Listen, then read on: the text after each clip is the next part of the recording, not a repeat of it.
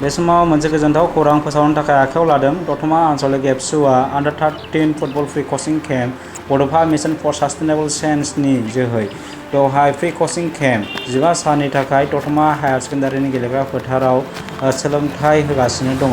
दा बेखायनो गासैबो गेलेगिरि गोसो गोनांफोरखौ बे फुटबल फ्रि कचिं केम्पआव फैनानै सोलोंफैनो थाखाय दतमा आन्चलिक एबसुआ खावलायहरदों। दा बे सोलोंथाइ मावबादायाव मोजां बावहाय फोरोंगिरिफोर लाबोनानै बे मावबादाखौ खुंफुंगासिनो। बे समाव गेम्स एन्ड स्पर्ट्स सेक्रेटारिया मा बुंदों बेखौ खोनासंना लादों। जोंनि दतमा आन्चलिक एबसुनि बानजायनाय बे दिनै जोङो बे खेलाखौ लानाय जादों। मानो होनोबा जोंनि क'क्राझार डिस्ट्रिक्ट एबसुनि जे थिनहरनाय बायदि जोङो बे बड'फा गोजोरथियारि मावथांखि आन्डार 13 खेला, दा बेनि थाखायनो जोङो नैबे फ्रि कचिंखौ होगासिनो दङ।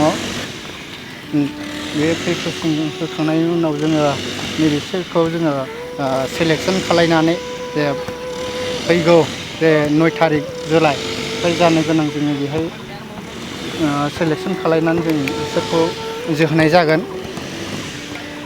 दा टिम मोनसे जानो थाखाय जथेस्थ'खिनि प्लेयारफ्रा सेलेक्सन जाखाबाय ना आरो गुबुन माने गेलेगिरिफोर फैबावोबा बिथांमोनखौ माने सुबिदा होबावनानै बिथांमोनखौ सेलेक्सन खालामबावनो नोंथांमोनहा सानदों नामा? बेथ' नैबे जोंनि थाखाय थोजासे नङा। मानो होनोबा जोंहा अनेक फैबावनांगौ दङ। दा जोङो गाबोनहाय फैबावगोन होननानै जोङो आसा खालायो। गुबुन जिल्लानि जों जिहेतु बादायनांगोन, मजबुत जानांगोन, टिमा स्ट्रं जानांगोन, गोरा जानांगोन, जायगानिबो नाम लाखिनांगोन। बेखायनो बिथाङा गेम्स एन्ड स्पर्ट्स सेक्रेटारि जानानै बिथाङा खावलायहरदों ओनसोलनि साफ्रोमबो लाइमोन सेंग्राफोरखौ फैनानै फ्रि कचिंखौ लाफैनो, लोगोसे जायगानि जे दतमा आन्चलिकनिफ्राय मोनसे टिम जानो गोनां बेखौ जाहाथे स्ट्रं खालामफैयो।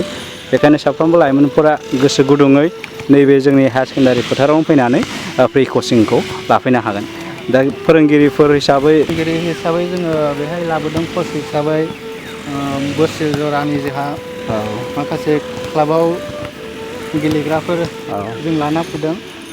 कचार हिसाबै मोननो हादों साब्रै, आरफन बसुमतारी आरो सासे प्रिथिराज ब्रह्म, आरो बेजों लोगोसे सानै दंबावो, बिथांमोनखौ जों लाबोनाय जादों आरो।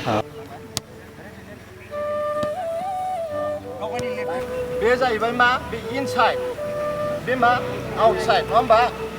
बे जाहैबाय लेस पार्ट। ओमफ्राय बेयाव मा थायो? मोनसे नोंसोर पुश पास गेलेनो नागिरदों, पुशिंखौ माजों जोगोन? बबे आथिंजों जोगोन? बबे पार्टजों? पुशखौ बे मडेल गुड। नों बे दा पुश होदों, नों बबे आथिंजों जोदों? बबे साइडजों नों जोनाया? गुड। इनसाइडजों जों पुशआ, मिथिबाय? जोङो गासिबो इनसाइडजोंनो पुशिं गेलेगोन।